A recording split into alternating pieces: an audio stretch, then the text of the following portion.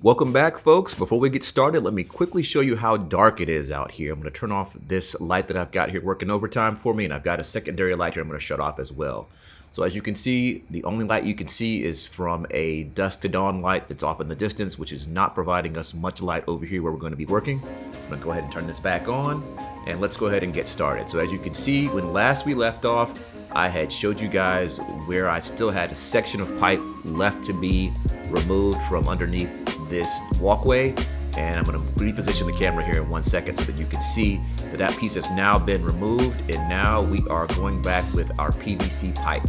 As you can see, we've got one section here that's already underneath the walkway. I'm going to go ahead and put this elbow on here so that I can continue to install the rest of it. So as you can see, before there was a big section of asphalt pipe that was sticking out of the ground there, or was visible out of the ground there when it was daylight. We've got all that out, and now we're just going to continue to put all these pieces in as we go here. We've got our pipe cleaner and we've got our pipe cement here. We're just kind of putting everything together and pushing everything into place.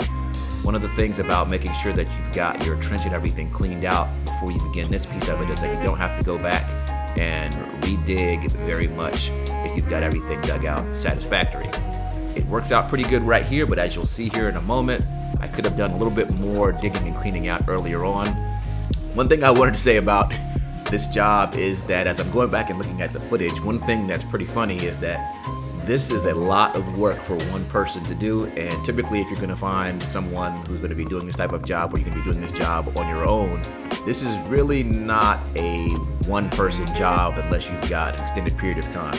As I mentioned before, we've got some rain that's supposed to come in late tonight, and I wanted to make sure that this piece of this project was completed. Now, many of you are probably wondering how all this came to be and why I am actually installing this section of pipe in this fashion. Well, this actually started off as a help call with a problem that was noticed by the property owner, which was water in a far region of their basement. And so that's how this began, and ultimately ended up being able to backtrack everything to a gutter that had an issue, and now we're here replacing this section of pipe. And we have some more water coming in, or more rain coming in here in hours, and so it's best to go ahead and get all this installed. Additionally, by going ahead and having everything installed and tied in, this is going to be a clear indication, or a clear first test to make sure that we've solved the problem. So we're just going to continue to work here and install these sections of pipe. This ends up being nearly 60 feet of pipe that we install here to get everything back to where it needs to be. Now, on projects like this, you can install perforated pipe. Usually when you install perforated pipe, you're going to need to install the rocks and everything for drainage to make sure that you don't have soil and things like that getting down into the pipe and clogging it up. But the pipe that was here previously was asphalt and it was not perforated, and so we're just going to go back with solid pipe to keep things as similar to what was already there as possible. It also cuts down on the amount of work that you've got to do. You could use the prefabricated sections of pipe that have the popcorn installed on them with the mesh around them. However, those pieces of pipe are very, very expensive. So we're going with the least expensive option now, and this is also going to help us move the project along very quickly. And so here's the section that I was talking about previously. You can see that I'm having to dig out and work this area right here to make sure that I've got enough slope on this pipe to be able to get the proper fall when we start to have water running through the pipe, which we're going to actually test here momentarily. So I believe this is the second to last section of pipe that we're having to install here, and it should go on here pretty smoothly. So now we're moving things along. This is the last section of pipe here that we need to install, and we're going to go ahead and get it in place, reposition the camera here, and we're going to be cutting with a reciprocating saw to get this piece down to the size that we need it. Then we're going to go ahead and tie this piece in as well. Got our glue back out again to go ahead and make our attachments. Hit it first with the pipe cleaner, and we're going to go over it with our cement and everything and kind of get everything good to go here. So this is the last connection that we've got to make before we can go ahead and test everything out. So we're going to go ahead and put this piece on, and then we're going to go and adjust everything and make sure we've got everything in position first. We're not going to start covering up anything until we make sure that water will run to daylight through this. So you can see I'm kind of fine tuning this and kind of dropping it down a little bit further to get it exactly the way I want it and have the appropriate fall on there so that we don't have water standing in our drain line here. So now I'm going to go ahead and reposition here. Okay, so now we've got our camera repositioned, and 3, 2, 1, go. There we've got it.